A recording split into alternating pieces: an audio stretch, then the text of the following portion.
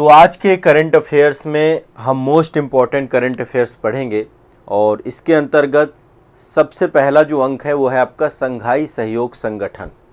ठीक है, संघाई सहयोग संगठन एक आपका अंतर्राष्ट्रीय संगठन है और इस संगठन में 2017 में भारत भी जो है इसकी सदस्यता प्राप्त कर चुका है। ठीक है, संघाई सहयोग संगठन में अभी ईरान को भी जो है सदस्यता मिली है। तो इस हिसाब से चीन, Bharat, Iran, Kazakhstan, Kyrgyzstan, Pakistan, रूस, तजाकिस्तान और उज्बेकिस्तान। ठीक है, फिर से एक बार मैं बता रहा हूँ, एससीओ समूह के सदस्य लिख लीजिए कौन कौन से हैं। चीन है, भारत है, ईरान है, कजाकिस्तान है, किर्गिस्तान है, पाकिस्तान भी इसका सदस्य है, रूस है, तजाकिस्तान है, उज्बेकिस्तान है। टोटल 10 सदस्य हो चुके, वो माफ़ करिएगा 9 सदस्य हो चुके हैं इसमें। तो 2017 में भारत ने भी इसकी सदस्यता ली थी संघाई सहयोग संगठन की। दरअसल 4 जुलाई को वर्चुअल माध्यम से 4 जुलाई को हाँ 4 जुलाई को वर्चुअल माध्यम से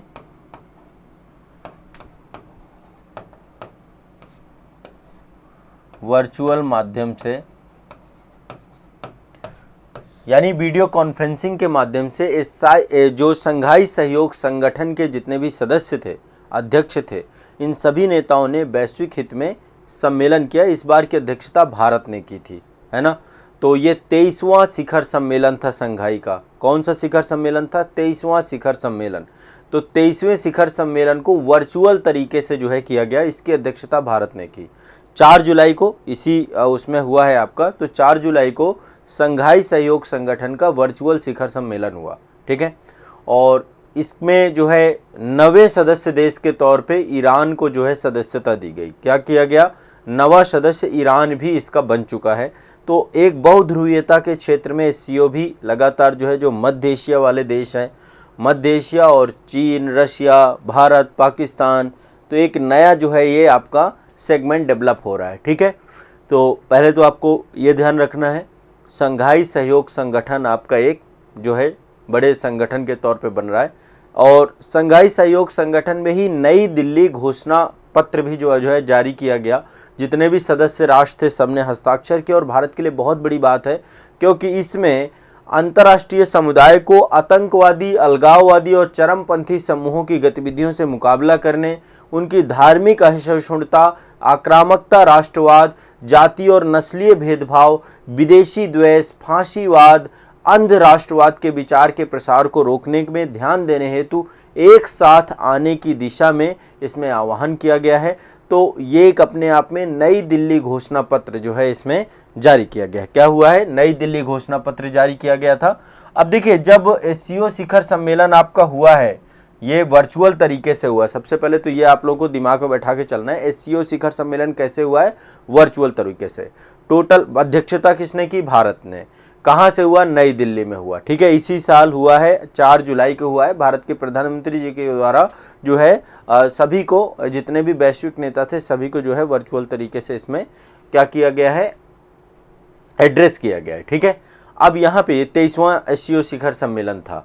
तो पहली चीज क्या हुई है? 9वां सदस्य जुड़ चुका है ईरान। ये ध्यान रखिएगा, ये पूछा जा सकता है। भारत कब जुड़ा था? 2017 में।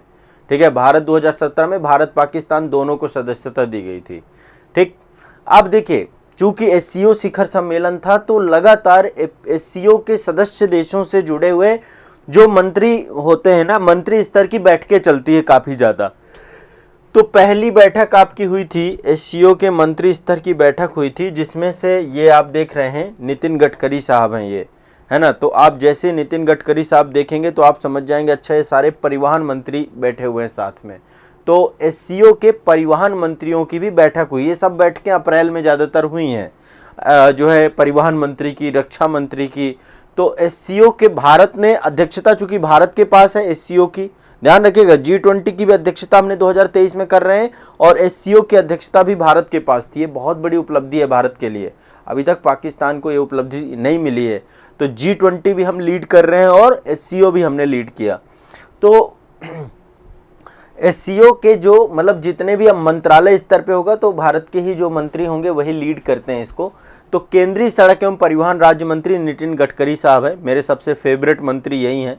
तो भारत के एससीओ की अध्यक्षता जो है के तहत ये पूरी की पूरी बैठक हुई थी। नई दिल्ली में ही बैठकें हुई हैं ये 27-28 अप्रैल को, ठीक है। और इसमें जो है मुख्य उद्देश्य यही है कि भाई हम कैसे ऐसी सड़कों का निर्माण करें, ऐसे परिवहन का निर्माण करें जो कार्बन न्यूट्रल हो, है ना, कार्बन तटस्थ हो।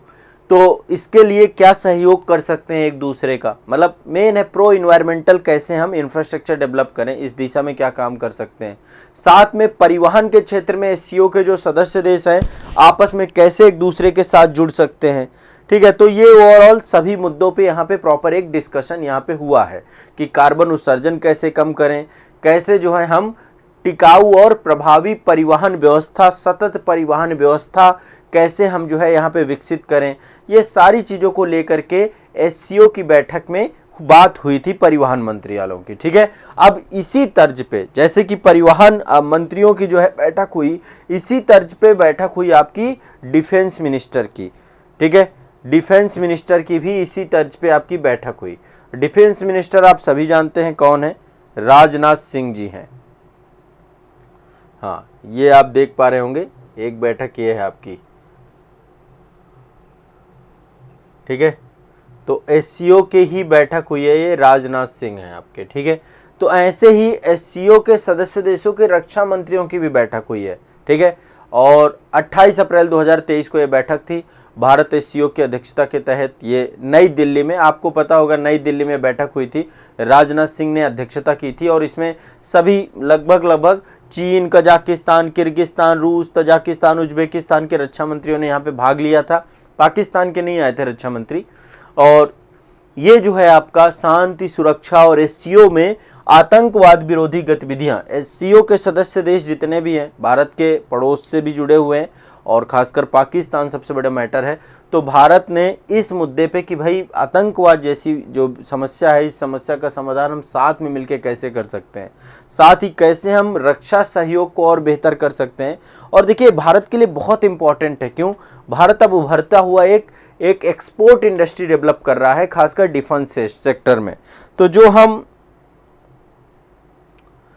हाँ, वो आपका जो है ना, वो गोवा वाली बैठक भी हुई है, विदेश मंत्रियों की बैठक गोवा में हुई थी, जिसमें पाकिस्तान के विदेश मंत्री जो है आप लोगों ने देखा था, बिलावल भुट्टो आए थे, है ना।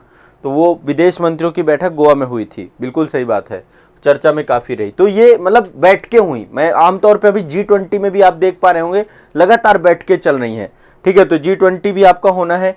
तो एससीओ का हो चुका है आपका शिखर, इसलिए मैंने पहले एससीओ बताया, फिर मैंने ये आपको इसलिए बताया क्योंकि ये बहुत चर्चा में रहता है ना, बहुत चर्चा में रहेगा, मंत्री स्तर पे बैठ के चलती रहती हैं, तो ये आपको ध्यान रखना है, ठीक है।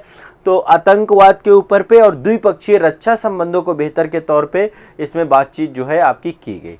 और यही देखो जो फॉर्मेट बनता है, फिर अध्यक्षता के लेवल पे इन्हीं मुद्दों पे फिर डिस्कशन आगे चल के होता है, ठीक है। चलिए अब आगे बढ़ते हैं। नेक्स्ट अगला करंट अफेयर्स है हमारा, एससीओ समझ में आ गया, एससीओ का मेन चीजें मैंने बता दी आपको।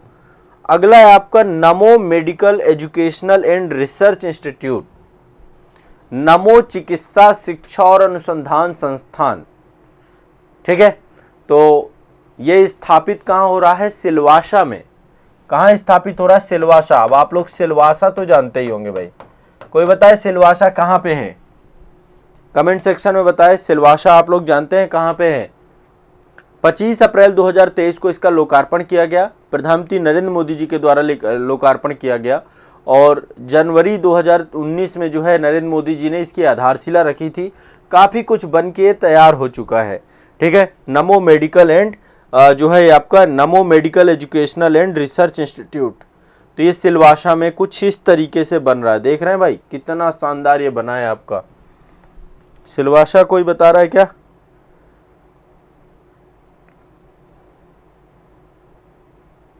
नॉर्थ ईस्ट, अरे भाई, अरे अरे अरे अरे दादरा नगर हवेली की राजधानी है भैया, ऐसे मत करो, है ना। दादरा नगर हवेली दमन दीव केंद्र शासित प्रदेश की राजधानी है ये सिलवासा,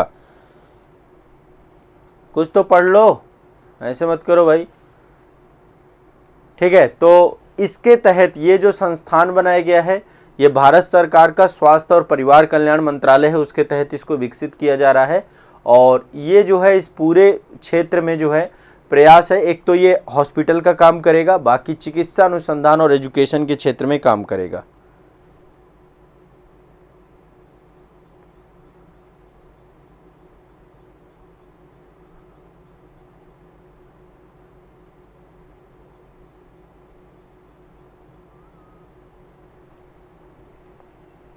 ठीक है भाई, ये आपका हो गया।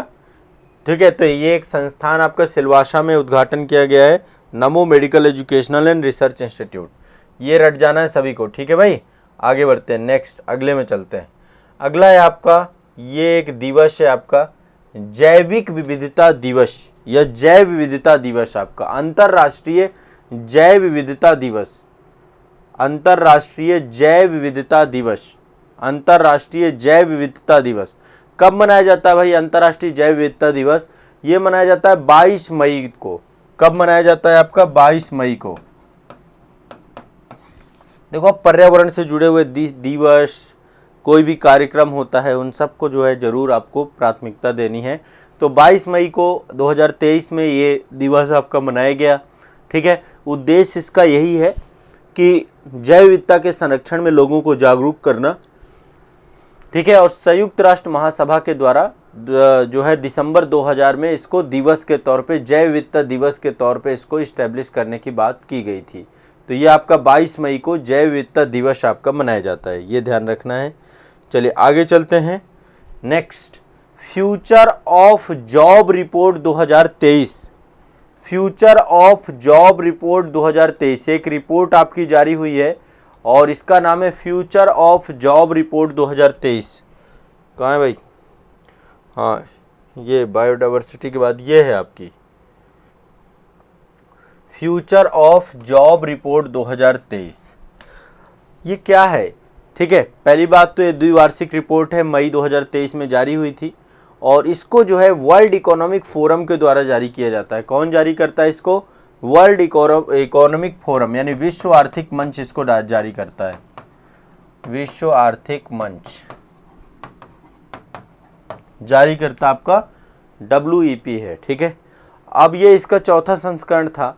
तो दरअसल अब विश्व में जो आपकी अब भविष्य की जो जॉब है, रोजगार है, उसको लेकर के इसमें डिस्कशन होता है कि आने वाले समय में किस तरीके से जो है आपकी रोजगार सृजन होगा, रोजगार को लेकर किस तरीके के जो है अवसर डेवलप होने वाले हैं। तो एक तो अब आपका जमाना आ रहा है AI का, आर्टिफिशियल इंटेलिजेंस, कृत्रिम बुद्धिमत्ता का समय आ रहा है, मशीन लर्निंग का समय आ रहा है। मशीनें काम करेंगी, रोबोटिक्स काम करेगा, artificial intelligence, machine learning, data संबंधित रोजगार सृजन की उम्मीद है। आने वाला भविष्य यही है। आपने सुना होगा चैट GPT आ चुका है, अभी जल्द ही मैं चैट GPT पर भी एक आपकी सेशन लूंगा, एक क्लास लूंगा जिसमें चैट GPT के बारे में बताऊंगा कि कैसे चैट GPT ने एक क्रांति ला दी है ना।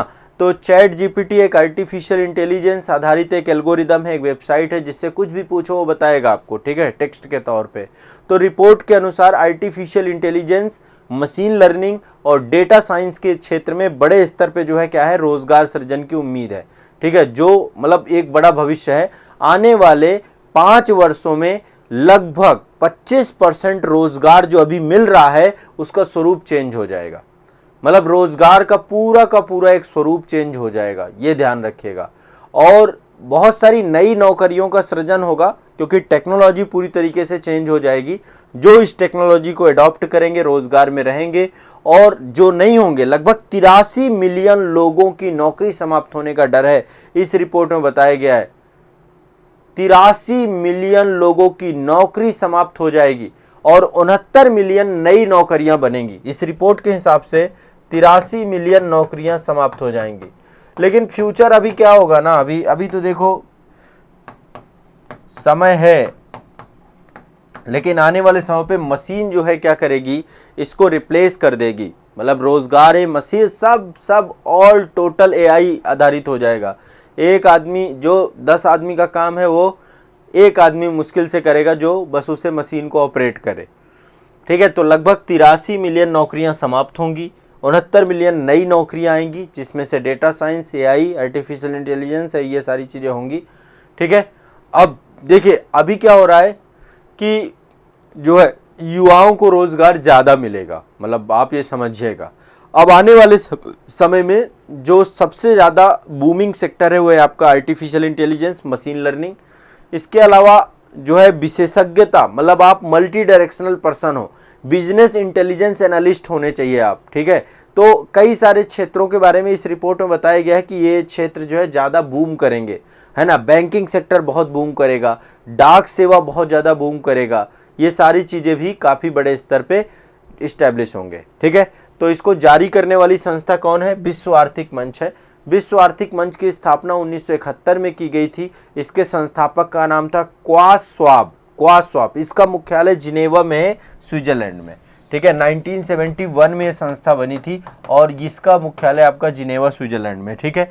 तो पहले तो आपकी फ्यूचर ऑफ जॉब रिपोर्ट 2023, ठीक है, जिसके तहत मैंने आपको बताया कि आने वाले भविष्य की जॉब चेंज हो रही हैं और इसलिए जो भी इसे पढ़ेगा, हाँ, चैट जीपीटी के बारे में किसी दिन एक प्रॉपर डिटेल क्लास में लूँगा, जिसमें चैट जीपीटी और किस तरीके से आने वाले समय में भी बहुत बड़े चेंजेस होने वाले हैं, ठीक है। ये दूसरा आपका बायोडाइवर्सिटी डे के बारे में बताया 22 मई को। तीसरा आपको नमो मेडिकल, जो आपका हॉस्पिटल है, चिकित्सा मेडिकल एंड एजुकेशनल रिसर्च है, ये आपका सिलवासा में बन रहा है।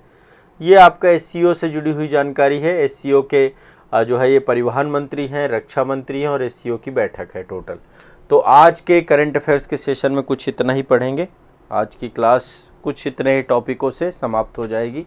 आप सभी लोग बस इसको रिवाइज़ करते रहिए, जितना आपको पढ़ाता और बताता जाऊँ, जितना रिवीजन करते जाएंगे काम होता जाएगा, ठीक है। देखिए